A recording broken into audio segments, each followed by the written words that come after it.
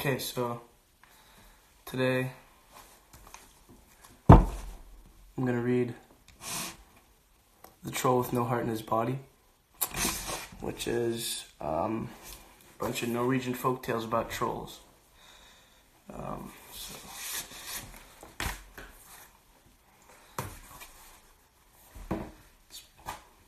This is a book that I had since I was a kid, and my dad used to read it to me.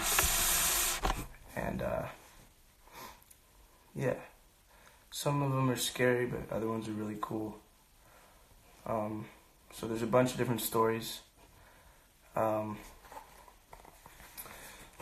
There's Three Billy Goats Gruff, classic.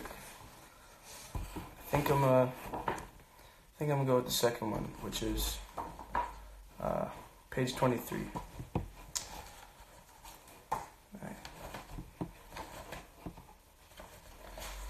So,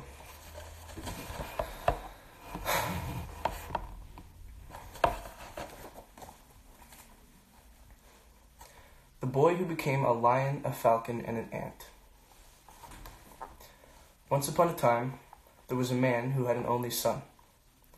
They were so poor that when the man died, all he left his son was a sword, a small sack, and some dry bread crusts. As nothing remained for him at home, the boy took his few belongings and set out into the world to seek his fortune.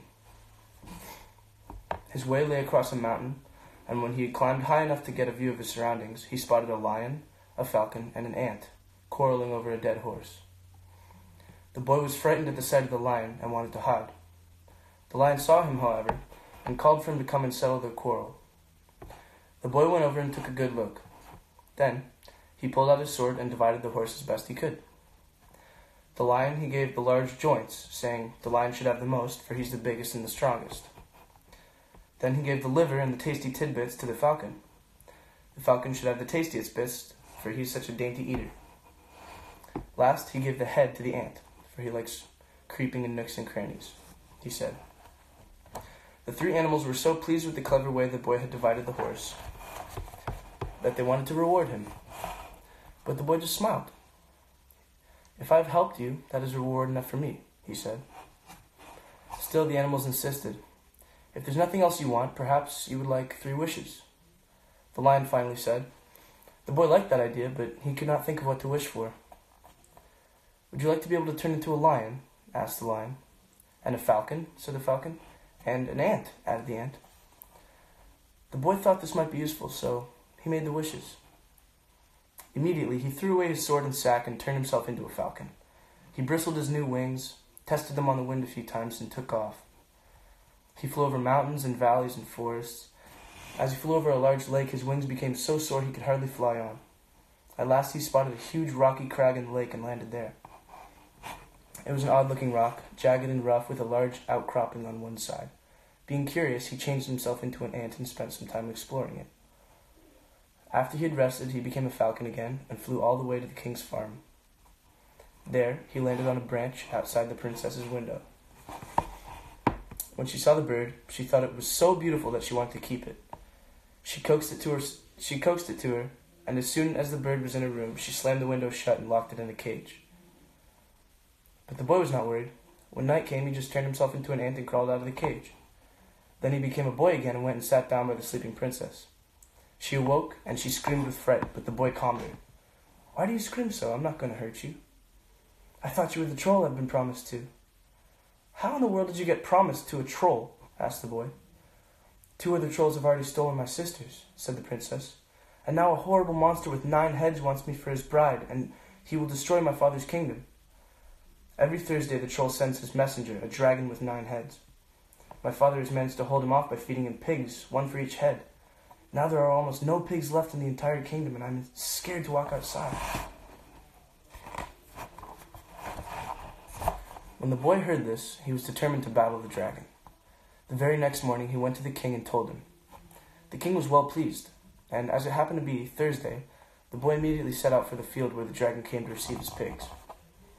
Soon enough, a huge serpentine shape with enormous webbed wings lashed the air. Its 9 heads spouted fiery flames as it swooped down. When there was no sight of its meal, it roared and spat, then lifted its enormous body and charged at the boy as if it was going to swallow him alive. In a twinkling, the boy became a lion, reared up on his hind legs, and leaped at the dragon, sinking his teeth deep into the scaly body. The lion tore off one head after another, till at last only the 9th head was left. But that was the strongest head. In its mouth were 9 forked tongues, and it spouted blazing venom as it lashed its mighty tail and attacked. But the lion was ready. He jumped nimbly aside, leaped upon the back of the dragon, and bit off the last head. Now the boy went to the king with the good news, and the king and the princess were overjoyed. The king wanted to reward the boy, but he just smiled and said, "If I've helped you, that's more than enough reward for me." The king insisted there must be something he wanted. Finally, the princess leaned over and whispered in her father's ear.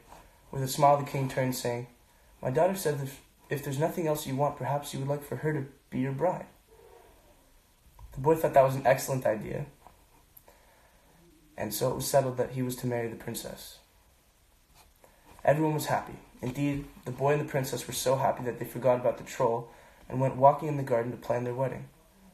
Suddenly, the horrible troll with 9 heads came upon them, seized the princess, and flew off with her through the air. The boy ran to tell the king, then changed into a falcon and sped off. By now, the princess and the troll were out of sight, but the falcon flew in the direction he had seen them go. Soon he came back to the large lake, where he remembered the mysterious rock he had seen during his first flight. He swooped down, changed into an ant, and crept through the crack in the rock. He crawled farther and farther down until he came to a locked door. But knowing what to do, he just crept through the keyhole. On the other side of the door was a large hall. There he saw a princess rubbing the heads of a troll who had 3 heads. This must be the right way, the boy said to himself, for he realized this was one of the king's older daughters. He crawled on, and after a while he came to a second locked door. Again he crept through the keyhole. This time he came to a room where another princess sat rubbing the heads of a troll who had 6 heads. Now he knew he was on the right path and hurried on. Finally he came to a third locked door.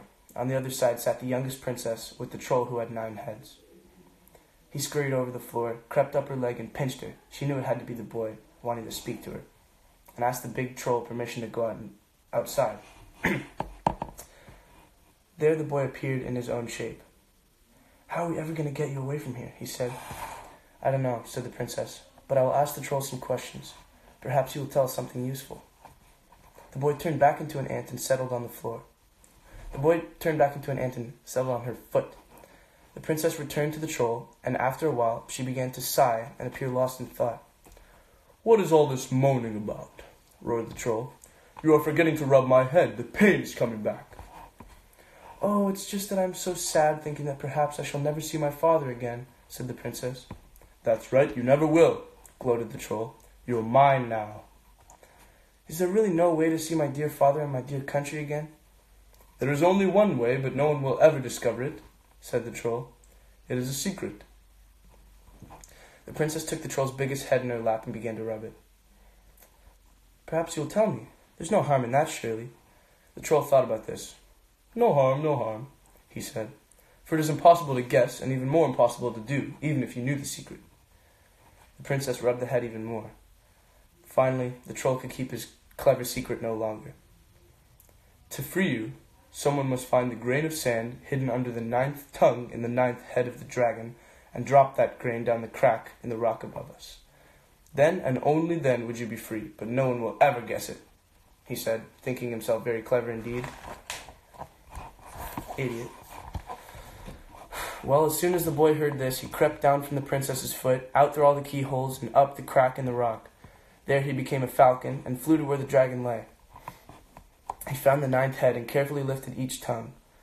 At last he found a tiny grain of sand under the 9th tongue, picked it up with his beak, and flew off. When he came back above the rock, he took careful aim and dropped the grain of sand so it fell cleanly through the crack. Suddenly, the rock cracked asunder, and the sun shone straight on the 3 trolls sitting there. With a tremendous explosion, the trolls burst and turned to stone. Then the lake dried up and turned into lush and beautiful fields and meadows, and a golden castle rose up. The 3 princesses came running out of the castle, and they all returned to the old king's dwelling, where there was no end to the rejoicing. The boy and the youngest princess were made husband and wife, and there were revels throughout the kingdom for 7 whole weeks to celebrate the wedding. Then the boy and the princess went to live in their golden castle and fared well to the end of their days. Snip, snap, snout. This tale's told out. That's the end.